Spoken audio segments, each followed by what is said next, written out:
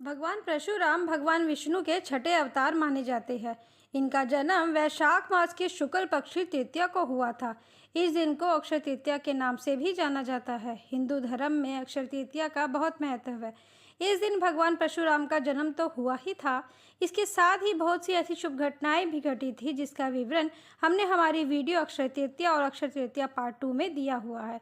इन videos का link हमने description box में दे दिया है। चलिए अब बात करते हैं क्यों भगवान परशुराम ब्राह्मण होकर भी क्षत्रिय स्वभाव के थे।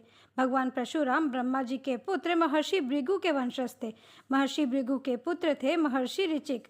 वह भी अपने पिता महर्षि भृगु की तरह प्रकांड विद्वान थे। जब वह विवाह योग्य हुए तो उन्होंने कन्नौज के राजा गाधी से उनकी इकलौती बेटी सत्यवती से विवाह के लिए उनका हाथ मांग लिया। राजा गाधी ने भी यह रिश्ता स्वीकार करते हुए खुशी खुशी अपनी बेटी का विवाह महर्षि ऋचिक से कर दिया। एक दिन महर्षि भृगु अपने पुत्र महर्षि ऋचिक के मिलने को उनके आश्रम में आए तो वहां अपनी पुत्रवधू सत्यवती के आचरण को देखकर बहुत प्रसन्न हुए। इसीलिए उन्होंने प्रसन्नतावश अपनी पुत्रवधू को कोई वरदान मांगने को कहा। तब सत्यवती ने अपने और अपनी माता के लिए पुत्रवती होने का वरदान मांगा। तब महर्षि भृगु ने वरदान स्वरूप 2 फल दिए, एक सत्यवती के लिए और दूसरा उनकी माता के लिए। जब सत्यवती ने सारा वृत्तांत अपनी माता को सुनाया तो उनकी माता ने ईर्ष्यावश सोचा कि जो फल वरदान स्वरूप सत्यवती को मिला है वह ज़्यादा अच्छा होगा। इसीलिए उनकी माता ने दोनों फल एक दूसरे से बदल दिए और उनकी माता ने सत्यवती का फल खा लिया और सत्यवती को अपना फल खाने को दे दिया। किंतु महर्षि भृगु जी को अपनी दिव्य दृष्टि द्वारा इस फेरबदल का सब पता चल गया। उन्होंने सत्यवती को कहा कि तुम्हारी माता ने तुम्हारे साथ धोखा किया है।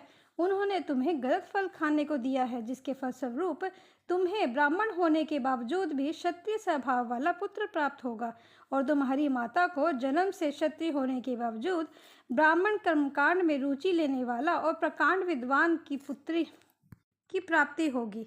ऐसा ही हुआ। सत्यवती की माता और पिता राजा गाधी के प्रकांड विद्वान विश्वामित्र जी पैदा हुए, जिन्होंने कई वर्षों तक राज करने के पश्चात अपने ज्ञान और तप से अनेक सिद्धियां प्राप्त की और बाद में सप्त ऋषियों में भी अपना स्थान बना लिया।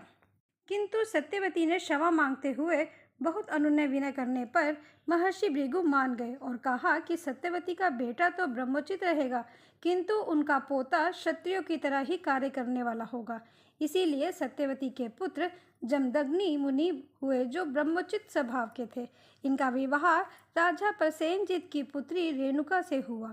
रेणुका के 5 पुत्र हुए, रुक्मवान, सुषेण, वसु, विश्ववसु तथा 5वें पुत्र का नाम राम रखा गया, जिन्होंने अपने पिता जमदग्नि और भगवान शिव से सभी प्रकार की विद्या ज्ञान प्राप्त किया और बाद में कठोर तपस्या कर भगवान शिव को प्रसन्न कर अमोघ शस्त्र परसा प्राप्त किया, जिसके कारण इनका नाम परसा धारण करने वाले भगवान परशुराम पड़ा, जिन्होंने आगे चलकर अपने ज्ञान और शस्त्र विद्या से बहुत से अपने शिष्यों को ज्ञानवान और महान योद्धा भी बनाया।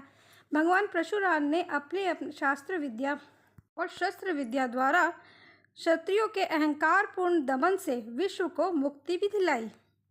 आशा करते हैं आपको हमारी यह वीडियो पसंद आई होगी। ऐसी ही रोचक जानकारी के लिए हमारा चैनल सब्सक्राइब करें, लाइक करें और शेयर करें। धन्यवाद।